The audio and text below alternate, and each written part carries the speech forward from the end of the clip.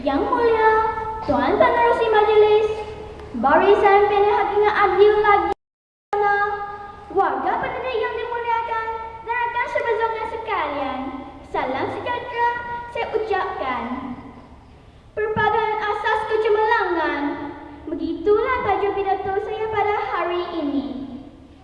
Malaysia merupakan sebuah negara yang mempunyai rakyat berbagai kaum, agama, kebudayaan serta mengamalkan cara hidup yang berbeza. Oleh itu, perpaduan negara merupakan matlamat yang amat penting dalam setiap dasar yang dilaksanakan oleh kerajaan, sama ada dalam bidang ekonomi, sosial maupun politik. Pepatah Melayu ada mengatakan bahawa bulan kerana membentuk, bulan manusia kerana muafakat.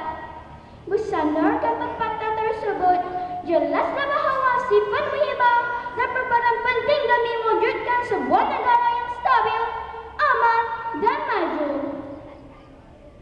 Perpaduan amatlah penting dalam pembangunan dan pentadbiran negara kerana ia merupakan asas untuk mengekal dan mempertahankan kebebasannya sebagai sebuah negara yang merdeka dan berdaulat. Sidang hadirin yang dihormati sekalian, menerusi perpaduan kukuh, tahap pencapaian ekonomi negara dapat dipertingkatkan supaya taraf hidup rakyat akan bertambah maju di samping mewujudkan suasana politik yang stabil. Perpaduan yang kukuh dan kuat merupakan pembangkit kepada kecemerlangan negara. Dengan wujudnya perpaduan negara yang aman damai, kita mampu mencapai kejayaan dalam pelbagai bidang. Kejayaan yang dicapai membolehkan kita menjadi bangsa yang bermarwah dan berdikari. Saudara-saudara yang dihormati, sekiranya perpaduan rakyat rapuh dan lemah, negara akan terdedah kepada pelbagai ancaman dan masalah. Rakyat yang berpecah belah dan tidak bersatu padu akan menyebabkan huru-hara, rusuhan, pergerakan kaum dan sebagainya. Keadaan ini pasti akan menjejaskan kedaulatan ekonomi negara serta kestabilan negara.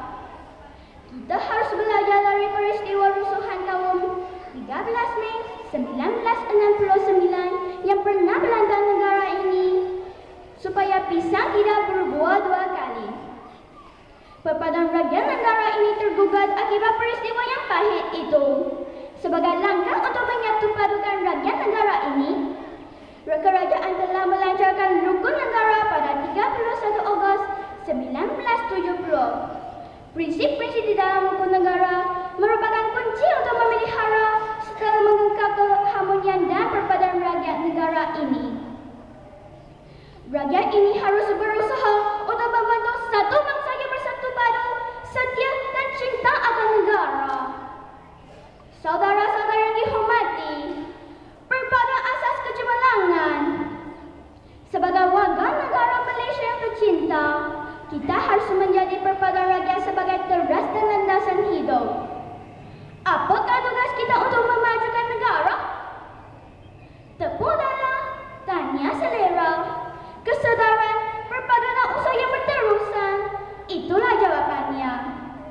Sebagai rakyat Malaysia, kita harus berpegang teguh kepada prinsip rukun negara. Negara ini tanggung jawab kita. Perpaduan negara ini tanggung jawab kita bersama. Kita harus sentiasa bersatu padu dan hidup dalam harmoni. Akhir kata, saya benar-benar yakin bahawa wawasan 2020 akan menjadi satu kenyataan kepada negara kita. Sebagai rakyat Malaysia yang mengamalkan perpaduan nasional akan dapat memajukan Malaysia demi kesejahteraan hidup pada masa hadapan. Sungai Pahang berjela-jela, naik rakit merentas desa, demi rakyat negara tercinta. Perpaduan tonggak, satu Malaysia. Sekian, terima kasih.